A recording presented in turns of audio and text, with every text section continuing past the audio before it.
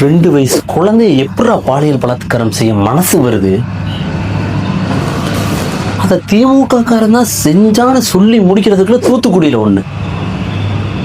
ஊர்ல கழிப்பறை இல்லாத ஒரே காரணத்தினால அந்த பொண்ணு வெளியே போன இடத்துல அந்த பொண்ணுக்கு அப்படின்னா என்னன்னு கூட தெரியாதுடா.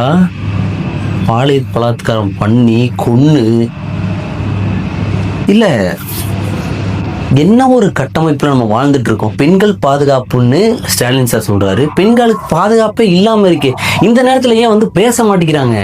எந்த கொம்பனும் குறை சொல்ல முடியாத அளவிற்கு ஆட்சி எதுவும் பண்ண மாட்டேங்கிறாங்க. அடுத்து அடுத்து அடுத்து அடுத்து அடுத்து அடுத்து நடந்துகிட்டே இருக்கு.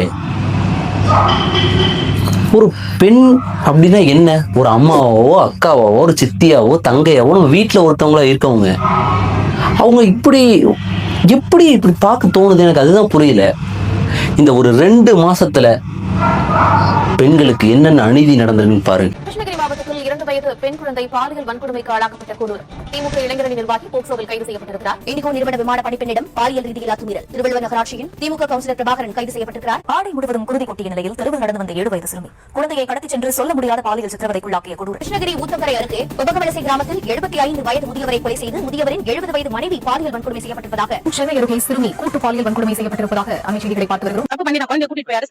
அந்த மாதிரி அந்த குழந்தை பண்ணிட்டான். மூணாவது வச்சு குழந்தைய இப்படி பண்ணிருக்காங்க. நல்லா அவங்க என்ன பண்ணாங்க? தங்கச்சி நியாயம் கிடைக்கணும். தூத்துக்குடி மாவட்டம் விளாத்திக்குளம் அருகே +2 மாணவி பாலியல் கொலை செய்யப்பட்டிருப்பதாக சென்னை ஓட்டலில் பள்ளி மாணவியை அவரின் அக்கா காதலன் பாலியல் வன்கொடுமை செய்த சம்பவம் அரங்கேறி இருக்கிறது. திருச்சியில் இருந்து சென்னைக்கு ப்ராஜெக்ட் செய்ய வந்திருந்த கல்லூரி மாணவி பாலியல் வன்கொடுமைக்கு உள்ளாக்கப்பட்டிருப்பதாக அண்மை தகவல் கிடைக்கப்பட்டிருக்கிறது.